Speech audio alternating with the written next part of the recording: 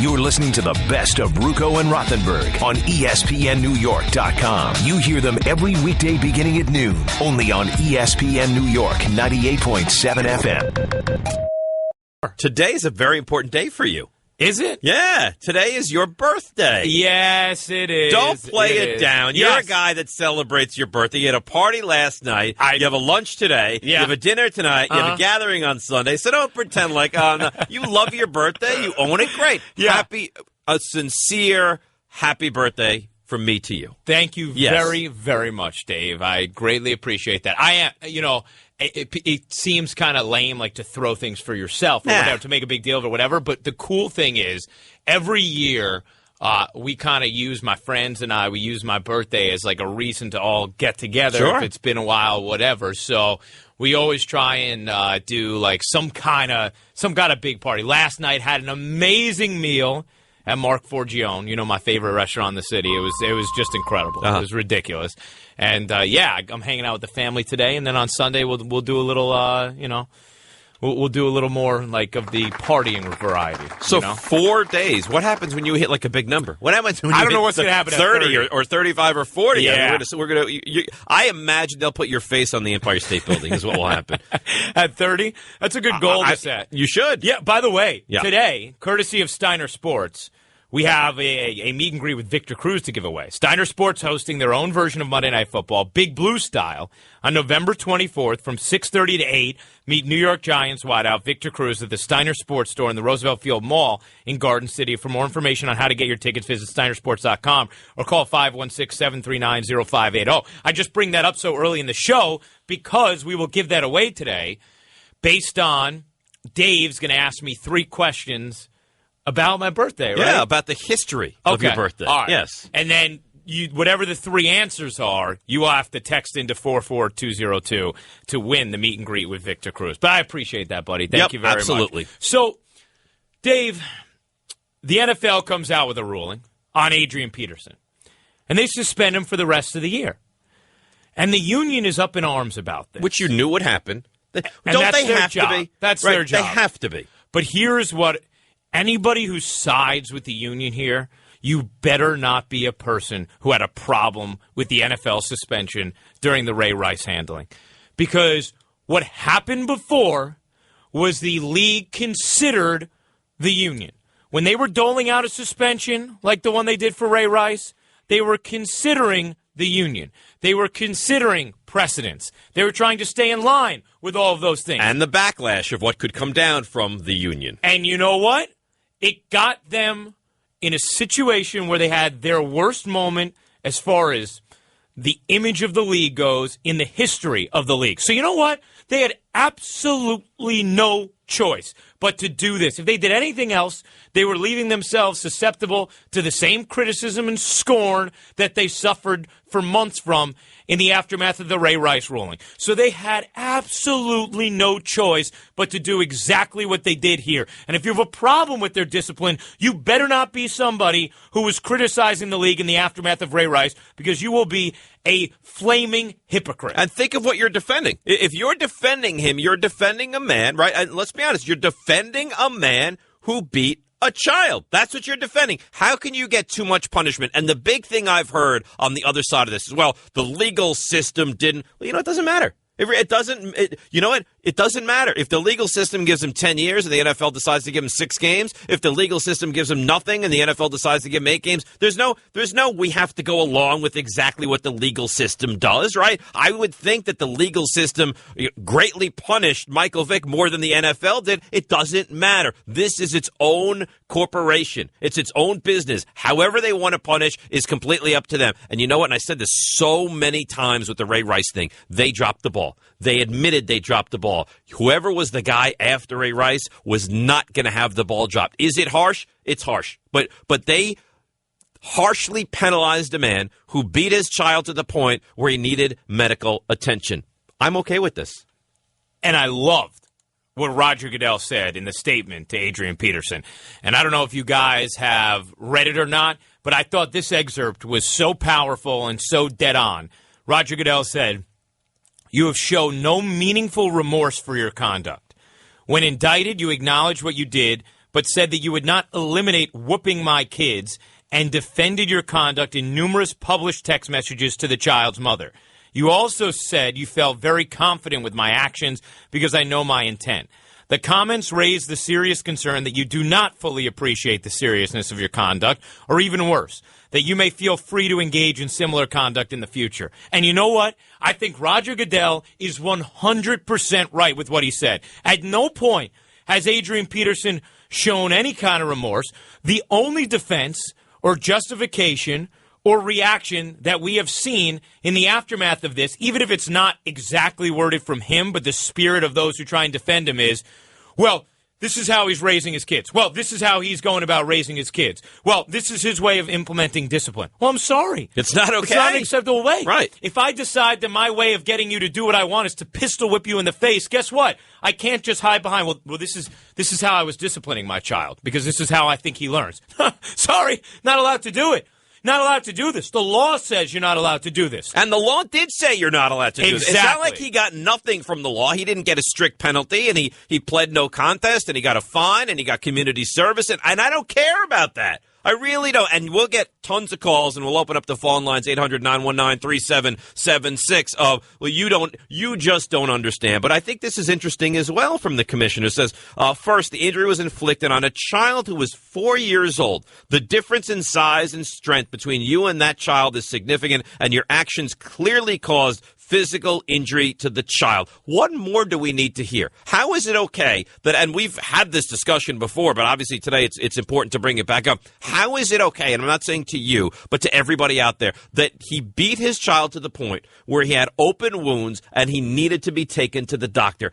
That's abusive, Ryan. It's not okay. And remember, for people saying, well, this is inconsistent with the past and, the structure that exists now and the personal conduct policy, guess what? And that's true. But it's a new day. That's right. It's still being constructed. It's a new day, and what we know from the policy that Roger Goodell implemented whenever it was, just before the start of the season, is he said, depending on the situation the woman's in, depending on if there are repeated strikes, all of that can change that 6-game suspension at the beginning. He's being suspended for the rest of this year, then he can apply for reinstatement in April. That is exactly how it should be. He should not play again this year. He should be allowed back in the league at some point, because when you pay your penance, he should. Absolutely. This is not a death penalty crime. That's not what it is. There are some crimes and some penalties that you don't come back from. But it doesn't help his case that he's shown absolutely no remorse for his actions. What was the big reason that the commissioner said that Ray Rice got 2 games?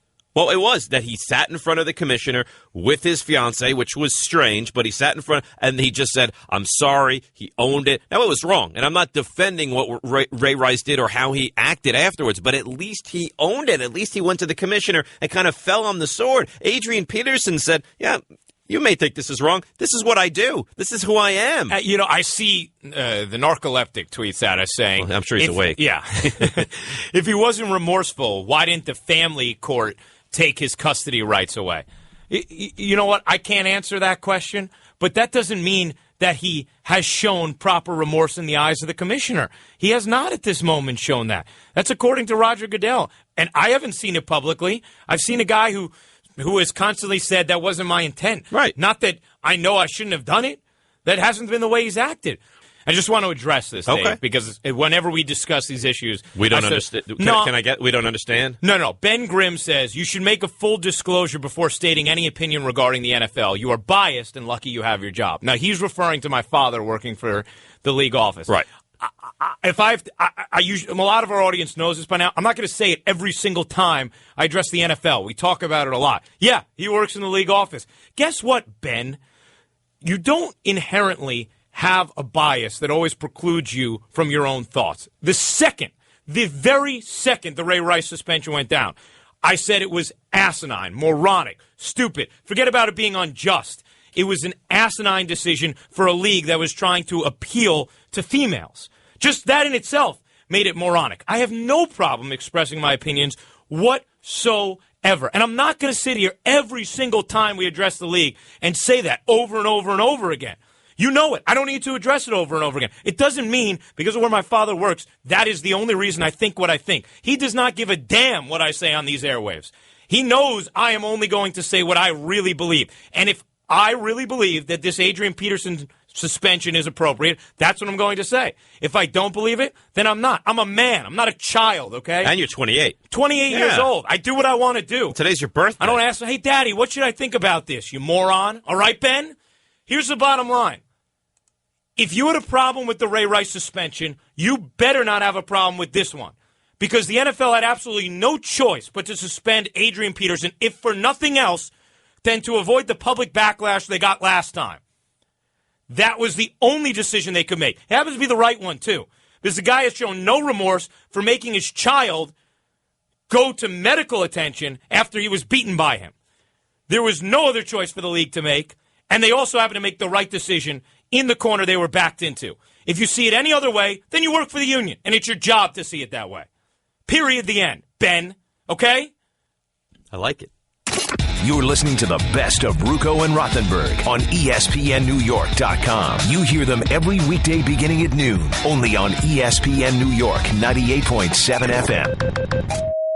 By the way, you want to hear the union's response to everything with Adrian Peterson? And him Yeah, being I know what it's suspended? going to be, sure. All right, sure. Here was DeMaurice Smith. The process that the NFL has employed since the beginning of the season has been arbitrary, inconsistent, uneven, and inconsistent with the collective bargaining agreement.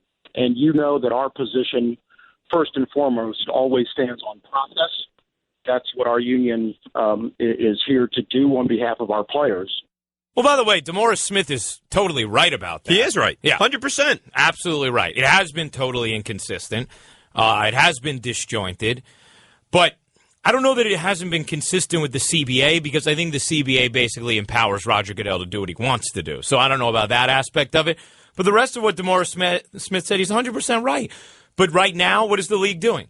They're figuring out exactly how all of this is going to fit into policy, into written policy. In the meantime, they're going to work off of what is going to protect them from facing backlash like they did in the aftermath. Could anybody hear this penalty and say, you know what, they didn't give him enough? There's not one. Look, you may say they gave him too much. There's nobody today, Ryan, that hears the penalty that came down that says they under-suspended. And that's what you had with Ray Rice. So they went the other way. Right. They did a complete 180. They said Ray Rice was under-suspended. We're going to go so far the other way that you won't be able to have that argument. And you can't.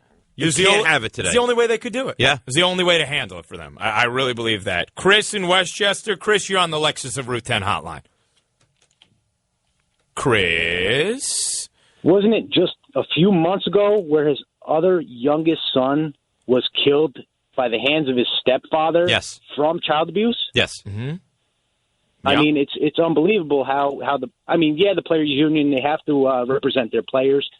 But, I mean, these guys just don't understand from learning from mistakes. Well, here's the thing, Chris. I mean, when it comes to the union and protecting their players, they absolutely, they have that right. That's what they have to do. That's not a right. Sorry, they have that obligation. It's a responsibility. Right. Well, almost like a defense attorney who's representing a horrid human being. Right. It's their legal obligation to defend that person once they, are employed by them. But I would say that in this case, the difference is in the past, I think at times either actual conversations were held or the NFL would consider the way the union was going to react to a certain punishment levied. However, now what the NFL is realizing is if they do that, they are seen as the bad guys. Like they are not upholding their end of the moral compass. So they're going to go ahead and suspend somebody as harshly as they want to and let the union be the bad guys because they do it under the guise of, hey, this is my responsibility. And if the suspension ends up getting reduced, the NFL may end up being okay with that, but at least then they're not the ones who've done it. And they're not the ones who make that decision. They've punished at a very high level. If that gets overturned in any way, it's not on them. It's on the review board. Exactly. Totally agree with you. 100%. Nino in San Diego. Oh, we're jealous of your weather, Nino. Hey, guys. How you doing? I love your show. Thank you. By the way, it's freezing here today. It is so cold today. Yeah. Oh, it was a little nippy this morning, but it's starting to warm up. What was it, like 57, Nino? It was actually 43 overnight. Oh. Really? What is it today in San Diego? Like 68 and sunny? Right now it's in the Mid-60s. It's going to get up to the 80s. Oh, you'll be okay, Nino. Hang in there. Nino, you enjoy that. We are. Yeah. Listen, my view on this Adrian Peterson thing is, in a nutshell, I think the NFL might have overstepped their boundaries. And what I'm getting at is, until you have kids and until you determine how you want to discipline your children, you will take offense to somebody telling you how to discipline your children. Now, granted, Adrian might he overdid it with the branch. The law said he did. The court said he did. You know, and so the moral question, I guess, is what's the difference between abuse and discipline? Well, he crossed it. You know what, Nino? You're right. Wherever that line is, he went across the line. Here's the thing: when you have to, and I don't understand this. We're not breaking ground here. When you have to bring your kid to the doctor because if you've beaten him so badly or hit him or punished him so badly, that crosses the line, doesn't it? I would think so. Right? I mean, when your kid needs medical attention, you saw the wounds when he has open wounds. He's 4 years old. I don't think it matters, though. 4, 8, 10, 12, 15. When your kid needs medical attention, you've crossed that imaginary line. Hey, Dave, let's be honest. If you hit me over and over again, how old are you, 41? Yeah. You hit me over and over again, to the point that I needed medical attention, ESPN might suspend you for that. And they should. Yes. Unless you do something really bad. And that's not a little child. I mean, no. Exactly. Here's the thing. No one should be able to hit anybody else to the point where they need medical attention. People act like your kid is your property that you can just do anything you want with. Right. It's not a video game controller. If I want to mow my lawn very finely, I can do that. Yes, you can do that. You do not have the right to go and beat your child so that he needs help. You're listening to the best of Ruocco and Rothenberg on ESPNNewYork.com. You hear them every weekday beginning at noon, only on ESPN New York 98.7 FM. I danced some last night, man. Yeah, I don't doubt that. Yeah. I would see you as a very nice dancer. You know what? I think for a white guy, I'm all right. Yeah? Yeah, I do. I think I have like a decent amount of rhythm. I think it's all about if you don't care. Yeah. If you just don't care and you can kind of block out, what was it in For Love of the Game? Where he closed or whatever? Yes. If you can do something that. The mechanism? Yes, right. yes. Yeah, something with the mechanism, exactly. Yeah. If you can do that and you go out there and you just don't care, then that's half the battle. That's the thing. I always feel like people are looking at me saying, look at this guy looks ridiculous. Because it's not like in Greece where everybody at the school happens to be a professional dancer. I mean, when you go to the dance, none of us are. There might be one guy there who actually knows what he's doing or one girl there who knows what he's doing. Like there was one couple yesterday that, I mean, their dancing might as well have been on Channel 99, and you wanted to see it through the static. They were terrific together. They really were. I couldn't take my eyes off. But everybody else, you're just doing your thing. You do your thing. Yeah, exactly. But see, here's the problem, and this is where I run into the issue. If you were a guy, I'm going to sneeze.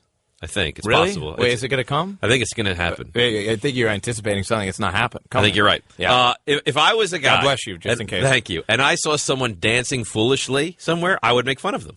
Yeah, but that's just a reflection of your own insecurity. But that's my whole thing. So if I'm that guy that would make fun of you, then I anticipate you would be the guy that would also make fun of me. You know what? But okay, so you make fun and then what? And then we all go home. So who cares? You're a bigger man than I am. There's no doubt about it. Made fun. Like getting made fun of in that context is like not that bad. You know what I mean? If you're like, oh my gosh, your dance moves are atrocious. It's like, okay, man. But that would hurt me. I love you. Would it really? Oh, yeah. But you're not. It's not something you do. Like, if someone's like, you're awful at broadcasting, I could see that hurting you. Oh, I get that. Yeah. But you're not. You're terrific. Well, and don't let anybody tell you that. I will come after them if they tell you that. Thank you. You're a terrific radio host. Thank you. But you're not a professional dancer. No. So if they say that, it shouldn't offend you. It shouldn't. Like, if somebody said to me, like, you are awful at Trivial Pursuit, I would say, like, I don't play it a lot, so that's fine. I mean, like, you don't dance I don't know how much you have to play Trivial Pursuit to become a good player. Yeah, but you know what I'm That's just saying. knowledge that you have in your every... All right, I have a question written down that I thought said, what kind of cable do you like? But it doesn't. It says... Yeah, I know that, Jeff. It says what kind of... Is there a good one out there? I don't know. What kind of... I like DirecTV, but what kind of cake? It's your birthday, so what's your go-to cake? What kind of cake do you like? My favorite cake is... and I bet you my mom is in the car right now saying it out loud. A vanilla cake with vanilla icing. So you're a vanilla guy. Yeah, racist in that regard. Vanilla cake and vanilla icing. I love the Carvel cake. Not that it matters. Not my with birthday. the little crunchies. Oh, they're great. They are great. Those little crunchies are amazing. the best. But I love vanilla cake and vanilla ice. You get some tonight. I guess. Well, I think I'll get, because we're going out to dinner tonight, I think I'll get that tomorrow at home. Another celebration? Well, not really, but my dad is out of town, so I'll see him tomorrow. But if you didn't know, by the way, your dad works for the NFL. Yeah, thanks. Yeah, absolutely. I got a couple interesting tweets. Akeem Hamilton, what I don't get, and I think this is fair, is why we get an uproar over a grown woman getting hit but start making excuses when it's a child. Very good point. Right? I mean, it's a very, very fair point. What else do we have? There was another one you liked. Yeah, this comes from Eggy Morales, who tweets a lot. He does, and Eggy has a cool icon as well. And he's a good guy, it seems like. Well, I mean, we don't know him. He could be the worst guy on earth. It could be, but it feels like. He feels decent. He's won me over on Twitter. Yes. How's that? He says the NFLPA shouldn't cry when they gave up rulings in the last CBA, and they did. They gave up a lot in that last CBA, and this is one of the things, and I still get it. I mean, if you're on the side of the union and of the league, and this ruling comes out, you have no choice but to be horrified by this. And this is what you're going to hear from all the players of how horrified they are. But I said this earlier today when I was doing inserts on the herd. Yeah. If you don't want to be punished, don't do anything like this. Yes. You know, I don't see Peyton or Eli or, Drew Brees or any of these guys getting into trouble. Sure. No, exactly. We don't see Russell Wilson going through this. I mean, there are plenty of guys in this league who are. Do you see Calvin Johnson getting into any kind of trouble? No. There are plenty of guys in this league who don't go through any of this. By the way, what I'd also say to Eggy Morales, though, is one of the other things they have within the collective bargaining agreement is the ability to appeal.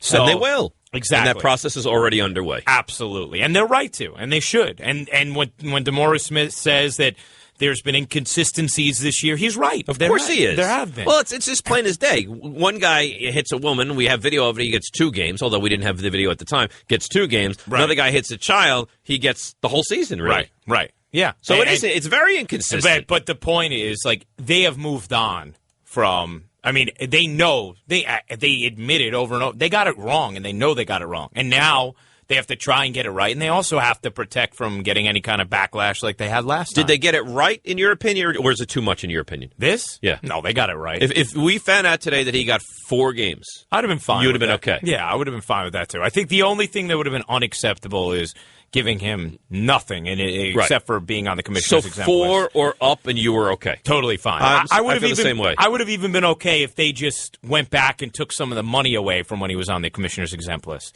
Like if they would have said, okay, we're taking away the money from the 8 weeks you were gone. And just said you can go play, but you just lost 4 weeks' okay salary. With that. I would have been 8 weeks salary. No, but if they said we're going to give you 4, so taking all that money away, you wanted. Yes. If they would have taken all that money away. And then you can play on Sunday, but you lose that money. Yes. I would have been okay with that, too. But I think they got it right. I do. I believe they got it right. Dennis in Rockland. Dennis, you're on the Lexus of Route 10 hotline. Hey, guys. How's it going? Good. All right. So now I'm feeling like that everyone's thinking that the Adrian Peterson full-year suspension is valid because he showed no remorse. But yet you have Ray Rice, who was totally not remorseful. He lied to the commissioner about the events inside the elevator, but always shows some remorse. If anything, Adrian Peterson has been completely honest and consistent. And just because we'd like to see some remorse, I'd rather see him be honest. Well, that's fine, but if he's honest, and when he's honest he doesn't show remorse, you're allowed to react to that. The point is, you want to discipline him more harshly because you're not sure that it won't happen again.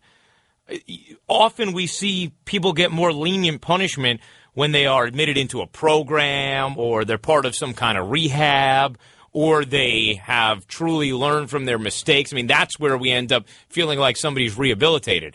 If somebody's not willing to admit that they even did something wrong, then it's hard to believe they're going to get to a place of rehabilitation. And I'm not necessarily looking for honesty either, to be completely honest with you. I'm not looking for a guy to say, this is how I was raised, this is how I'm going to raise my kid, and that's just how it is. I'm looking for a guy that does the right thing. Yeah. And in my mind, Adrian Peterson is not a guy that gets it. He doesn't do the right thing. He didn't cop to, what he did that was wrong. And I bet you if you got Adrian Peterson in a room and said, do you think what you did was wrong? He'd say, no, I think this is fine. And you know what? I hope that at least the NFL has scared him straight into doing the right thing moving forward. Ruocco and Rothenberg with you on ESPN New York 98.7 FM. Tonight On MSG Network, Carmelo Anthony leads the Knicks into Milwaukee to battle the Bucks.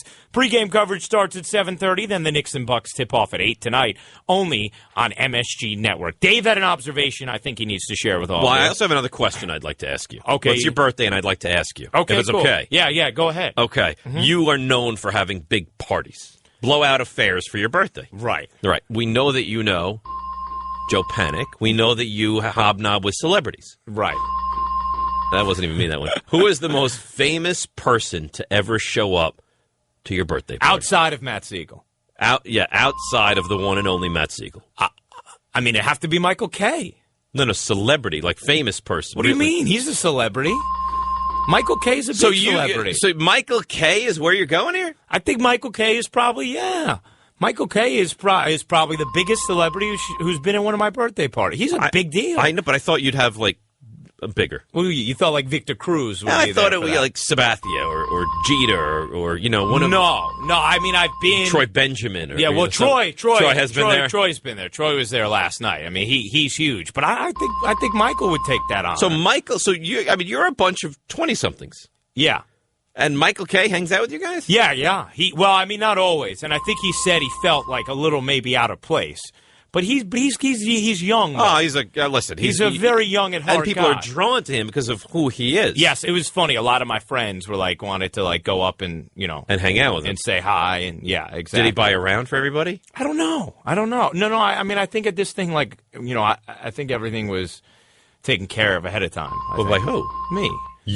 You throw a party and you pay for everybody? I mean, usually I try and at least take care of a lot of it. You are an amazing man. Well, I just think it's, they're all coming out to hang, and that's my way of saying thank you for all of us getting together. That's very nice. I try Jeff, to. you really need to go to this thing on Sunday now, knowing that Ruocco picks up the entire tab. That's right. What? Once we get to a certain number, then we might start accepting donations. But yeah. No, that's if I am able to make it, I'm buying you a drink. Are you really? I'm buying a bunch of drinks for you, yes. No, I'm not. It's your birthday. I'm not going to let you do that. Why? It's your birthday. No, I'm not going to let you do that. Sorry.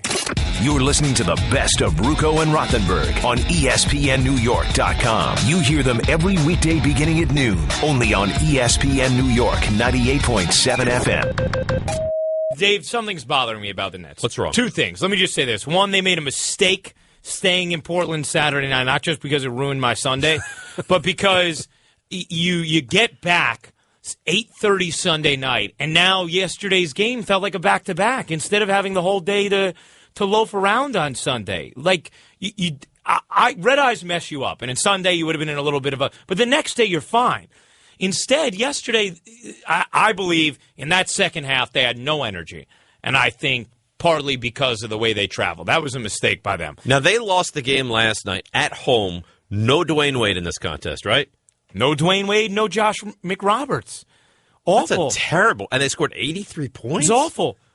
Dave, I don't know. Bill, maybe correct me if I'm wrong, but did Joe, Darren, or Brooke have double-digit points? I got it up here. Let's see. Joe had 6. I think Darren might have had double digits because he was 4 for 13 from the field, He did. as I remember. He had but four- I he just went go for back 14 to what and Joe 7. Johnson said before this trip even started. Thank you. That's what's going to get him crazy. That's what bothers me. Yeah, Thank you. Joe Johnson basically said, look, if we don't stop playing selfish basketball, we're going to be in trouble. And what's happened, they've lost 4 in a row. That's why I threw in that stat. They were 8 for 30 combined. He, Brooke Lopez, and Darren Williams last night. But here's my bigger problem was with him saying that. They were 4-2. They were sharing the basketball well. And they were playing well. I have no idea what he was talking about. It came after a game in which he didn't play as many minutes as he usually did. I don't know if he was upset about that. I love Joe Johnson. He's been a great player for this team. He's been the signature player of the Brooklyn franchise in these 2+ years. His timing on what he said was absolutely off. It was terrible. And let me tell you something. If you're going to call out your team for being selfish, then when you're on a 2-on-1 with a player to your left, you better dish it off. You better not play ISO Joe basketball at the beginning of the fourth quarter against Phoenix when you're up by 8. Did you have an issue when he made the statement when they were 4-2? Yes. You did? Yes. Okay. I said, you're coming off of a win.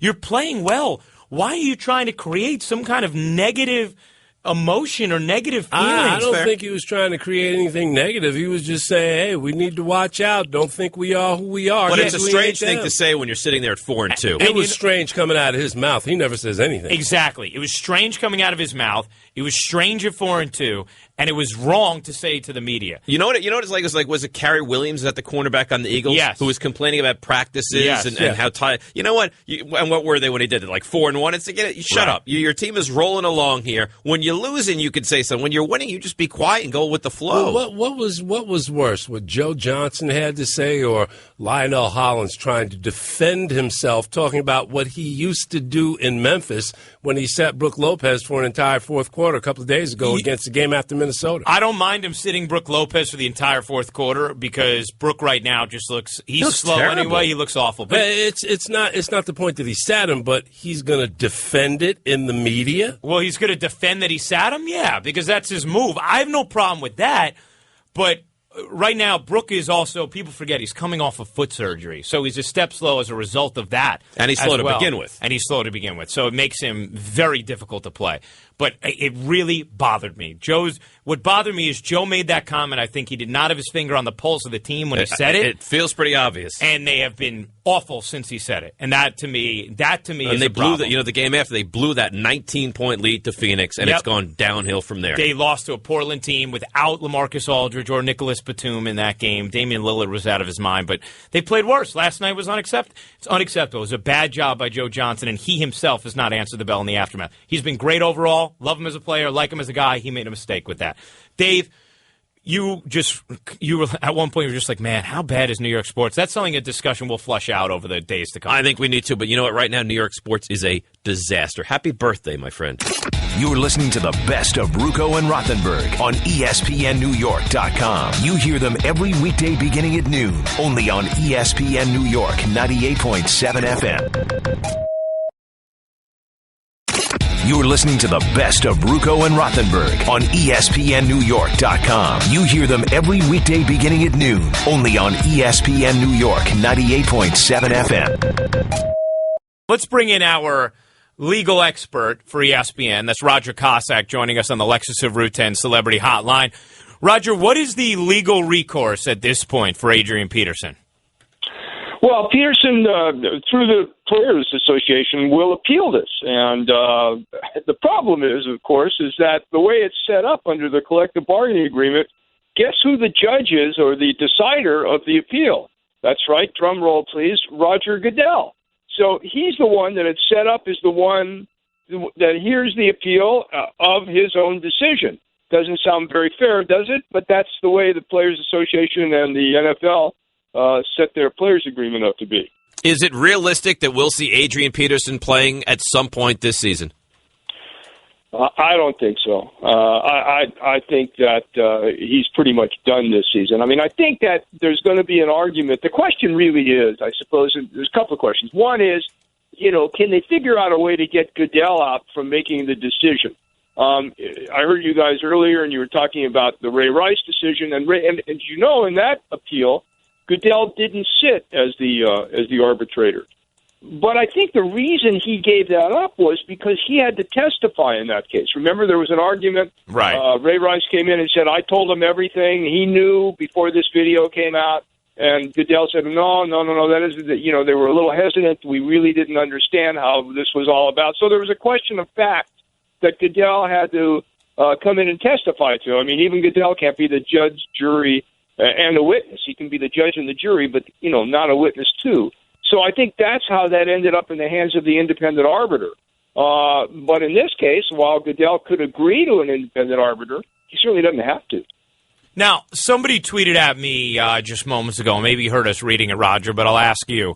Said if he wasn't remorseful, why didn't the family court take his custody rights away? Does his showing remorse have anything to do with the plea bargain that was agreed to? Well, I wasn't in on what went on between his defense counsel and the court and then the prosecutor in this case, but, I can give you at least an educated guess. I think that the reason they had this plea bargain, which was, I think, in some ways surprising, since, as you guys point out, Peterson did admit what he did. In the Rice case, there was a little bit of exactly what happened until it actually happened, until we saw the video. In this case, Peterson was very forthcoming, as you point out. He said, I did it. I just didn't realize how bad it was when I was doing it, and certainly didn't say, this is a wrong thing to do and to hit a 4-year-old and I'll never do it again. That was sort of quite hazy. So, why doesn't the family court take it away? Well, I can tell you one thing, that the mother of that child was very much in Adrian Peterson's corner. That for a long time, there was Peterson wasn't allowed during this thing to see his child. The mother was upset about that and wrote to the judge saying that she wished Peterson to have visitation. And when you have the mother coming in and saying, there's no problem here, it's kind of tough to take a child away from a parent. Roger, we appreciate the legal expertise, my friend. Thank you. All right, guys. Bye-bye. You're listening to the best of Ruocco and Rothenberg on ESPNNewYork.com. You hear them every weekday beginning at noon, only on ESPN New York 98.7 FM.